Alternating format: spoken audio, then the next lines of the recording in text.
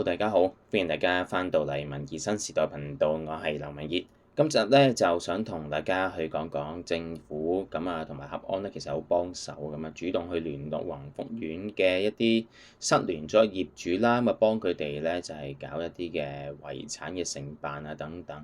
呢啲係真幫手，同黃絲咧係成為咗一個嘅強烈對比。嗰啲係口裡面話幫手完全唔同嘢嚟嘅。件事係點呢？我哋陣間就都一齊睇睇。喺影片開始之前咧，希望大家可以分享、讚好、留言、訂閱文傑新時代頻道，記得撳埋個啷啷掣，揀個全部，咁大家就唔會錯過任何嘅一段影片啦。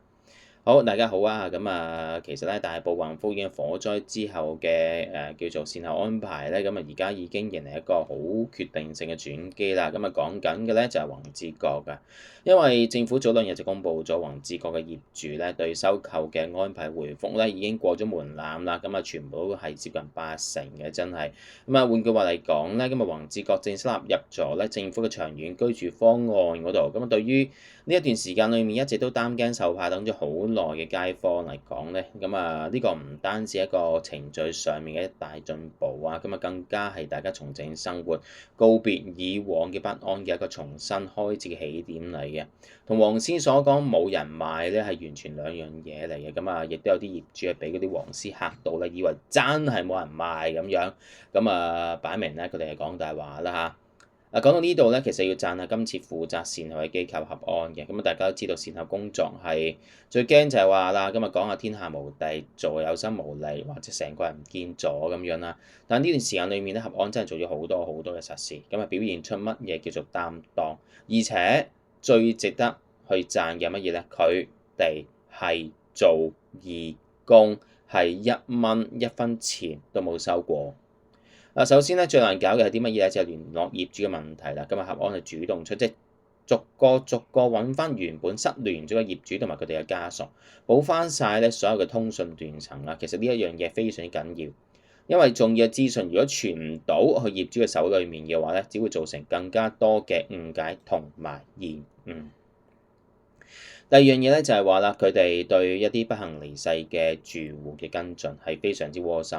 火災裏面大家知道有唔少人咧就真係過咗身，屋企人亦都係好傷心。主要係處理呢啲煩到嘔嘅遺產承辦嘅程序，合安咧佢一直都喺度幫手跟進釐清程序，唔會因為啲複雜嘅手續就由呢啲家族嗰啲家屬咧自己盲摸摸咁做。呢份嘅世事責任感咧係對死者同埋對佢哋家屬嘅最大尊重，而唔係啲黃絲咁樣得把口講，係完全冇幫我手㗎。OK，呢啲先至叫做實事。合安呢啲，仲有好多街坊係關心呢個維修基金嘅餘款啊、預繳嘅管理費退款啊等等。佢哋都整理晒嗰啲嘅清晰嘅流程啊等等嘅嘢，仲承諾咗會主動去聯絡未登記嘅住戶嘅，做到服務揾人，唔使老人家或者係忙緊嘅後生仔周圍去騰嘅。就再講翻正題先。宏志國嘅朋友咧，亦都唔需要咧，就係叫做面對啲唔單止賣樓嘅問題啊，而係未來嗰幾年甚至乎幾十年嘅生活部署。火災後嘅陰影啊，未來嘅維修費啊，呢啲嘅不確定性咧，仲有物業嘅價值嘅波動，全部都係好現實嘅問題。因為講真啦，嗰度燒到咁樣，你點樣賣？即係我用正常嘅情況嚟講啦，唔係以政府嘅收購價嚟講。你正常嚟講，你點樣賣啊？當然有啲人咧就話啦價錢唔夠咁樣，但而家比市價高㗎咯喎。當然佢可能以自己間屋裝修得好靚啊，啱啱裝修啊成日等等，或者以樓價嘅最高水平去同你講啦。但係嗰度經歷咗大火喎，嗰度有唔少人係即係叫做犧牲咗喎。呢啲係好現實嘅問題嚟嘅喎。嗰度要點樣去對待個樓價？有冇人買？買嘅人會係以正常價格嘅最高價定以空宅去論？呢啲都係啲好現實嘅問題。而家我哋政府提出嘅方案，無論係攞現金定係樓換樓，到目前嚟講係最清晰、最穩陣嘅出路嚟㗎啦。政府仲預留咗額外嘅資助去叫做俾佢哋去買一個叫做資助出售嘅房屋俾佢哋揀。咁目的就係希望大家都可以快啲重建家園啫。呢個唔係口號，係一個清晰嘅路線，同啲黃絲嘅口號咧係完全唔同嘅。而家最關鍵嘅一點就係要快，雖然門檻過咗，但係要落實收購咧，業主一定要喺10月15號之前咧簽好正式嘅買賣協議先得嘅。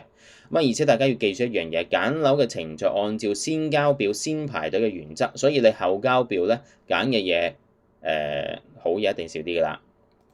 所以文傑一路衷心建議喺度仲觀望緊業主咧，千祈唔好喺度即係諗住蹲下先啊，成日等等啊。或者咧就係有啲人話啊唔交啊，唔成啊等等，喂嗰啲黃絲咧玩你㗎咋？你早一日交表，你就排得前啲；你早一日簽約，你就早一日完成部署。如果拖到最後一刻先做嘅話咧，唔單止拖慢晒成個安置嘅進度，仲可能令到自己揀樓嘅範圍變窄咗，到時得不償失。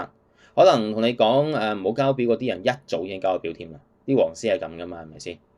宏福苑嘅重建之路咧，已經其實而家去到一個關鍵嘅時刻。宏捷閣納入方案其實係一個好好嘅開始。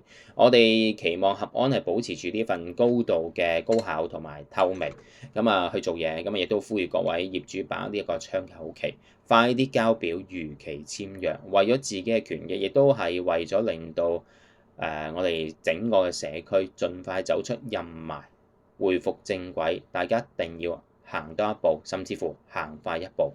唔知大家點睇？歡迎大家下面留言話俾文傑聽，你點睇單嘢啦？今集嘅時間就差唔多，喺影片完結之前咧，希望大家可以分享、讚好、留言、訂閱文傑新時代頻道，記得撳埋個啷啷掣，揀個全部，咁大家就唔會錯過任何嘅一段影片。我哋下集再見，多謝大家，thank you，拜拜。